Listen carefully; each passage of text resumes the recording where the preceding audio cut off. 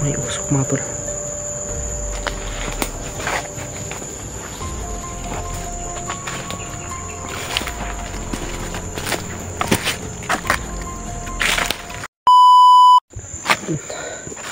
Relax muna tayo saglit mga tol.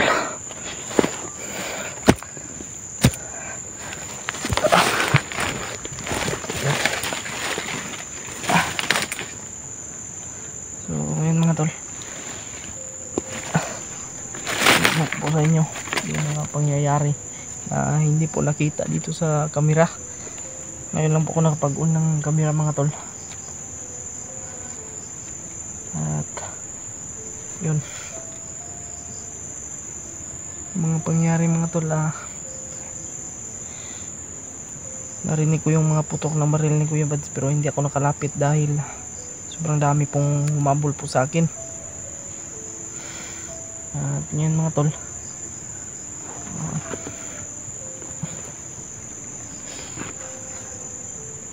isa pa rin tayo, wala pa rin tayong kasama.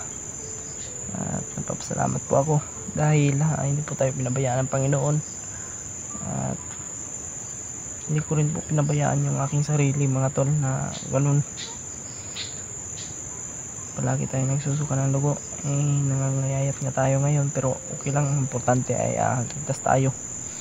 At siyempre mga tol, pinabot po natin yung sarili natin. At salamat din po ako dahil may tumulong po sa atin, no, na isang misteryoso. Hindi ko lang po pero nagpapasalamat po talaga ako sa kanya dahil siya po yung tumulong sa atin na nagligtas ng ating buhay. Mga tol, hindi lang po tayo magkumpiyansa dahil doon banda kanina may mga naririnig ako, at kaya nga nandito ako po ngayon mga tol, kasi dito po ako nagtatago. Pero kanina may mga naririnig akong boses doon, mga boses na bandido. Siguro yun yung mga humabol sa akin kanina, pero ngayon mga tol, medyo wala na po. Kaya mag-iingat lang po talaga tayo. Ilang araw na rin po tayong walang ligo. Yun, mga boses na naman ng uwak. Hindi lang talaga tayo magkumpiyansa. At napag-isipan ko rin po mga tol, medyo mahina rin naman yung katawan ko, kaya sana ay maintindihan nyo po mga tol.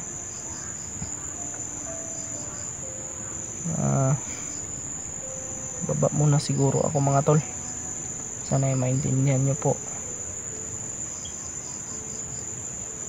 Humingi po ako ng tawad sa inyo mga tol kasi yung mga sinabi kong ligtas ko sa pidot, hindi ko po natupad. Kasi alam nyo naman po mga tol, nag-agabuhay rin po tayo. Kaya nga, butin lang po talaga ay nakarecover po tayo. Pero medyo mahina pa rin yung katawan natin. Kaya ngayon mga tol, pag-isipan kong bumaba muna tayo para makapag-relax din po. Sana si Kuya Bads ay ligtas rin po, mailigtas niya po si sana ay mag-success po yung pagligtas kay Pidot. Alam nyo naman po yan mga tol, kung gaano ko po kamahal yan si Pidot. Pero ngayon mga tol, baba muna siguro ako. Medyo kalayuan din po yung ating pagbaba. Hindi may kalayuan yung yung daanan, yung saan yung at yung misteryosong ko, yung tumulong po sa akin na may tinuro din po siyang daan, yung mga walang humaharang ba ng mga bandido, yung safety. Medyo masukal nga lang yung area, pero wala din naman daw ang kalaban, kaya salamat din po ako. Hindi rin po siya nagpakilala sa akin mga tol. Hindi ko po alam kung sino yun, kung seryousong taong yun. Nakatakip kasing mukha.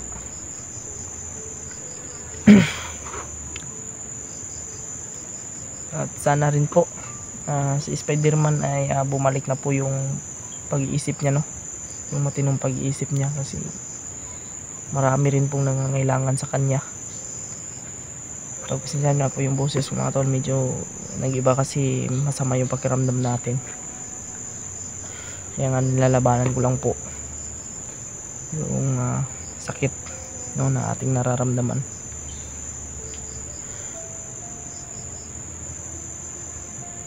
Buti lang din kanina nakikita tayo ng papaya ba at yung bayabas. Yun lang yung kinain natin para may laman din yung tiyan natin ba.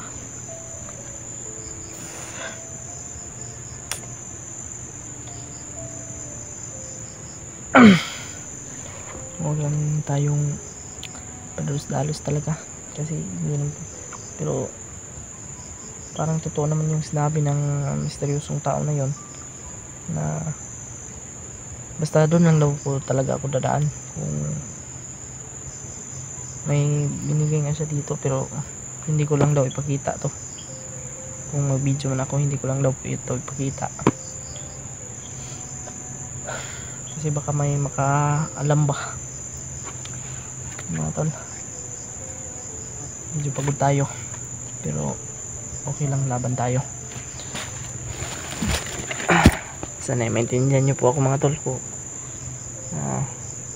nababawa po ako, pero pagdadasal ko po mga tol na si Brad Pidot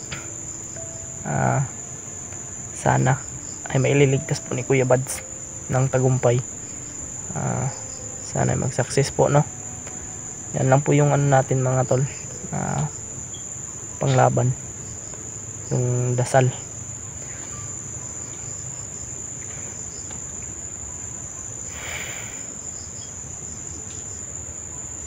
Inobserbahan ko rin po yung katawan ko kung baga susuka rin po tayo ng dugo ulit ba.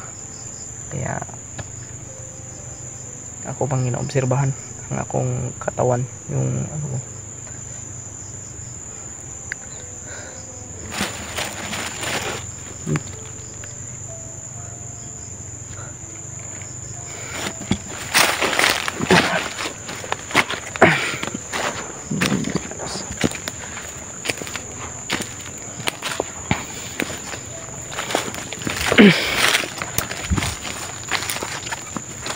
Parang may usok-sonahan mga tol. At yung uwa kanina ay parang gabay yun ni ni Commander Bagnot. Kaya walang tayong talos talaga. At yung guide na binigay sa atin ng misteryosong tao, titingnan lang natin yun, pero hindi natin ipapakita dito sa video kasi alam nyo naman po mga tol, may nakamonitor din po ng mga bandido. Kaya huwag lang tayong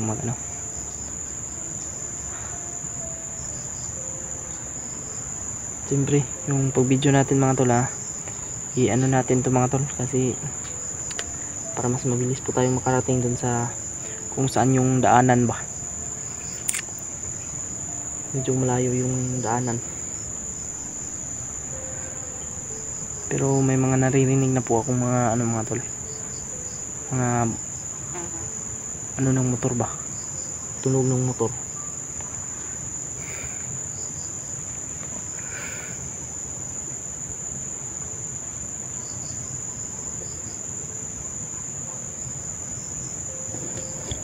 May usok talaga sunahan mga tol.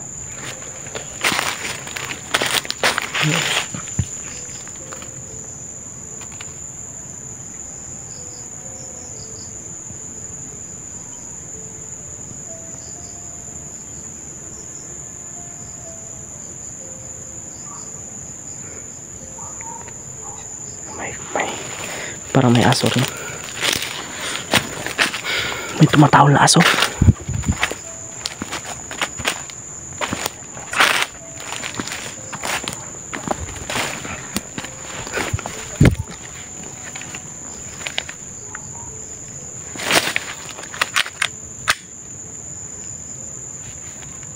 Yan na natin to. May mga dugo-dugo pa yung ano natin, baril. May tumatawal na aso mga tol. Babaan tayo. Sana iligtas rin po tayong makababa. Talagang may usok. Ano?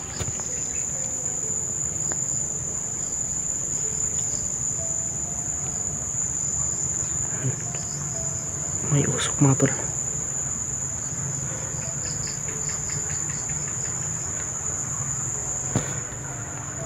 Pero baka dyan yung mga bandido kanina pa.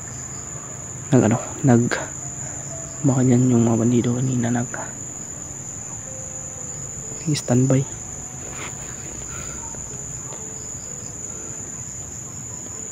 Dito patalos-talos, baka may mga nakatanim landmine dyan.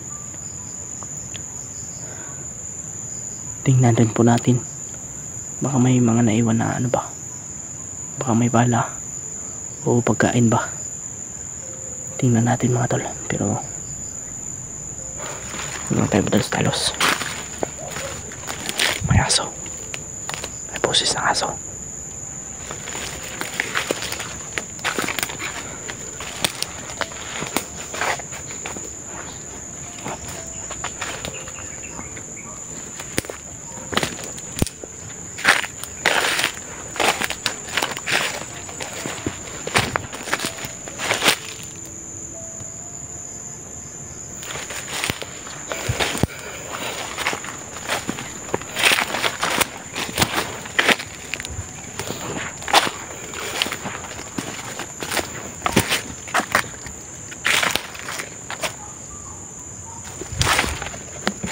May boses ng aso mga tol. Bago pa yung ano.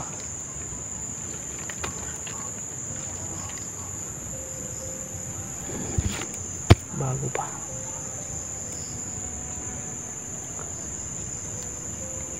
Sinusundan talaga ako ng mga demonyo.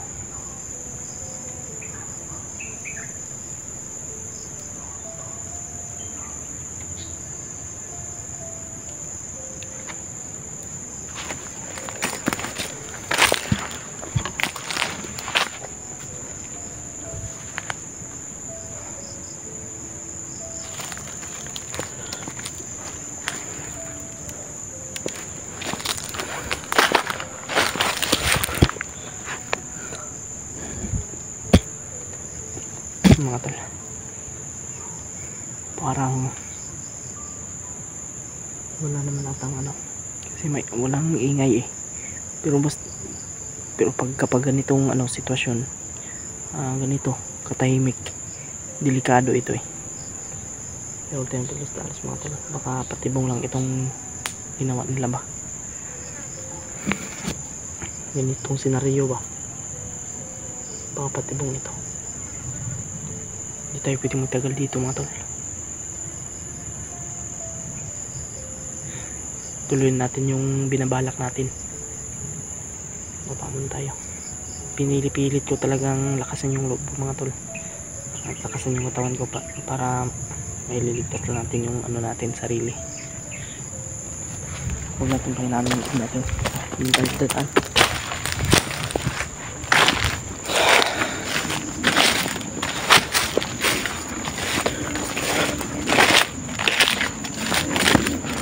Dadaan mga tol.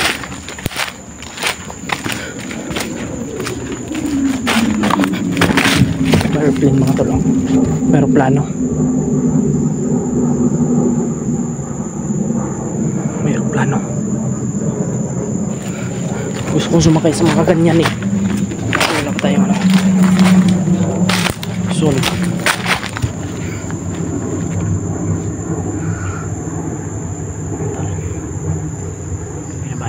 Ituloy natin yung binabalak natin. Bababa tayo. May boses naman.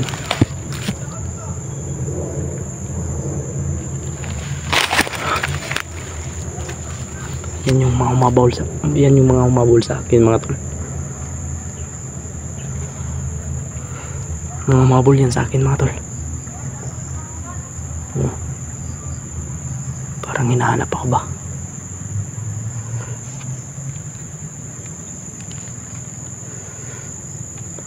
Ayan, ayan. Diyan. Ayan mga tol.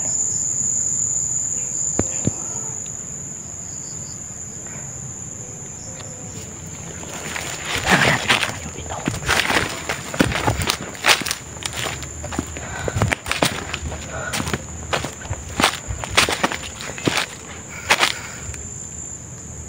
Titingnan ko muna yung ano mga tol, yung binigay ng misteryosong tao, kung saan talaga yung daanan, kasi parang dito yun eh, pero kailangan ko i-confirm, baka nagkamali ako ba.